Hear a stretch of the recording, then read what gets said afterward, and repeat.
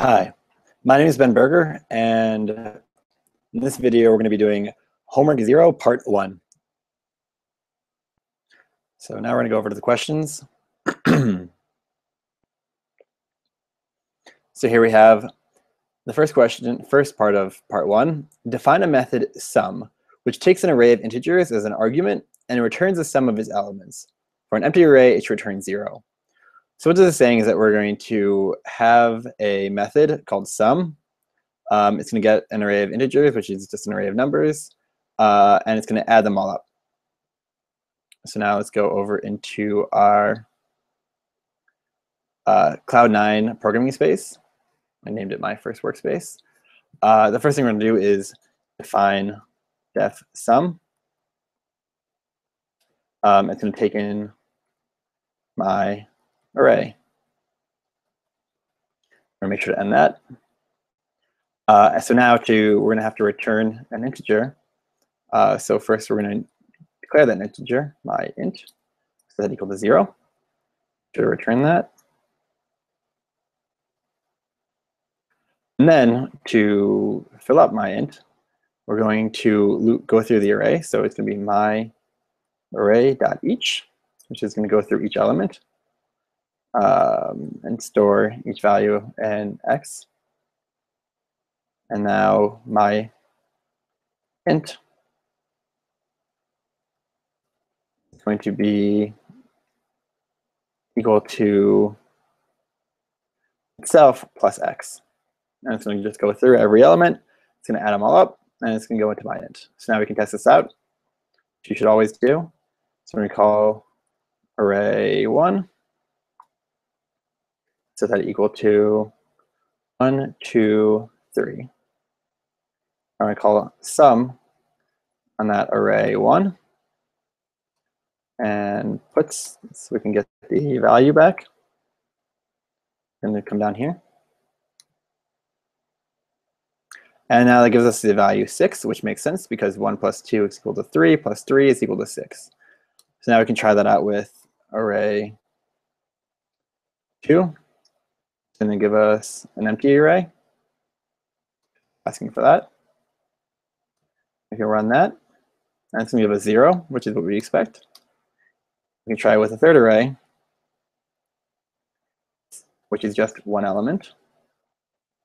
Make that more interesting. And it should give us that one element. That's part 1. Part 2 is define a method max to sum, which takes an array of integers as an argument and returns the sum of its two largest elements. So now it's going to go through that same array that we created, except this time it's going to take the two largest elements and add them together. If the array is empty, it should return 0, just like in the previous example. And for an array with just one element, it should return that element. So now we're going to create another method with define max to sum. It's going to take in my array as well. Try to end that. And now, for this one, we're going to have two variables. So we're going to declare a first one called first, set that equal to 0, and a second one, second, and set that equal to 0. And the next thing we have to do is loop through all of the elements in my array. This time we're not going to use each. We're going to do a for loop for x in my array, which will set x equal to all the elements. Try to end that. If x greater than first is equal to x. So we're going to set that first is equal to x.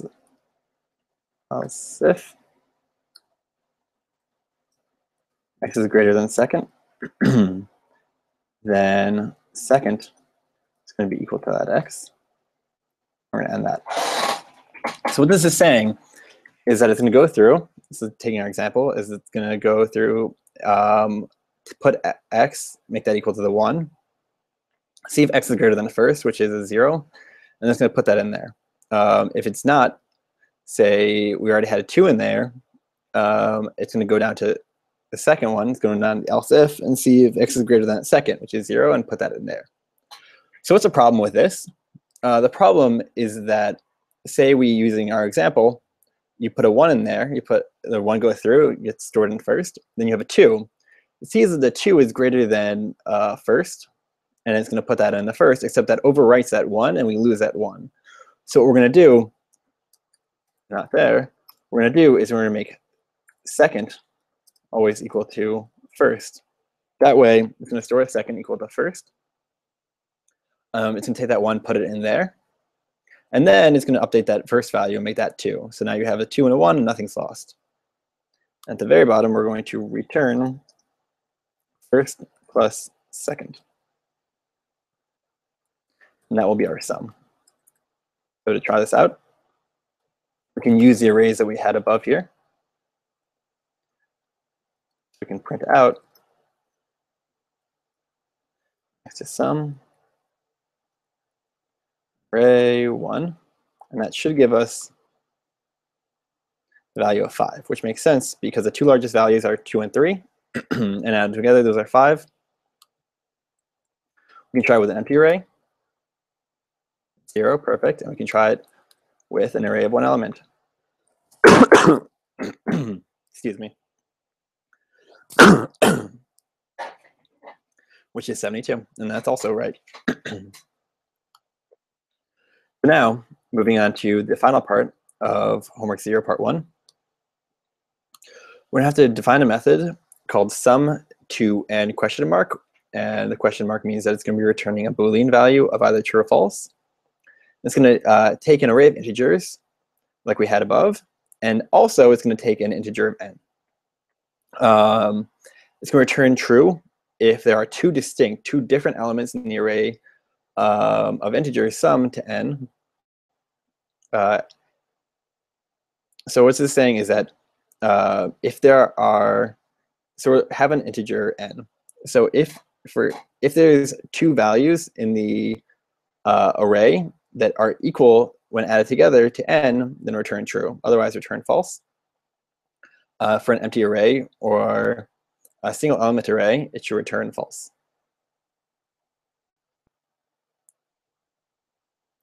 So for this, we're going to do find sum to n.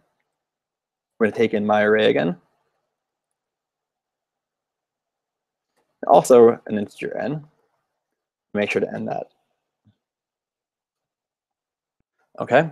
And for this one, we're going to have a my int, and you'll see why in a second. That equal to 0. Now we're going to loop through the array. So for x in. And this time we're going to use a different type of for loop. So 0 to my array dot length. It's going to go through each element, except this time instead of storing the value in x, it's going to store the position. So end that. First thing we're going to do is set my int, which we had above, going to be equal to n minus the value stored in the my array that we're looking at. And what this does will mean that now we're looking for in the array to see if my int exists. So say our number is 4. We're going to have, first we're going to go through, we're going to find 1. That's going to be stored, the x is going to be the 0 position, so my array 0 is going to be that 1. It's going to be 4 minus the 1 is equal to my int. So my int will be 3, so now we have to look through this and find a 3, which is a lot easier than going through the loop like 2 times and adding up every value and seeing if they work. So now we're going to do the check. If my array dot include, we'll return a Boolean value, my int, return true. So if it's found, return true.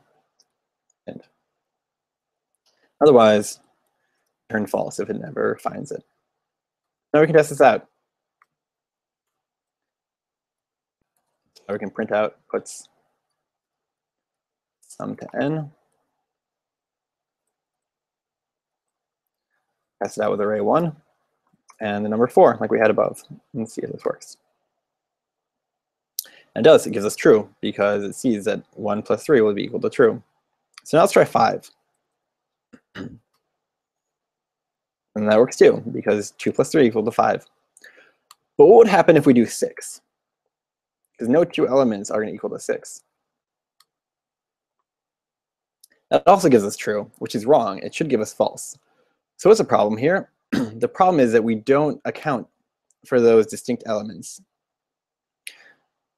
that it asks us to over here. So it's a simple fix. In this statement, we have to make sure that we're not looking at the same element. So we're going to now add in and my array dot find index I int. So now it knows it's there because we have this over here, and now we're looking for the actual index of it.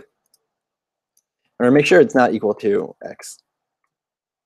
And this fix make this equal to false, and that is homework 0 part 1 completed.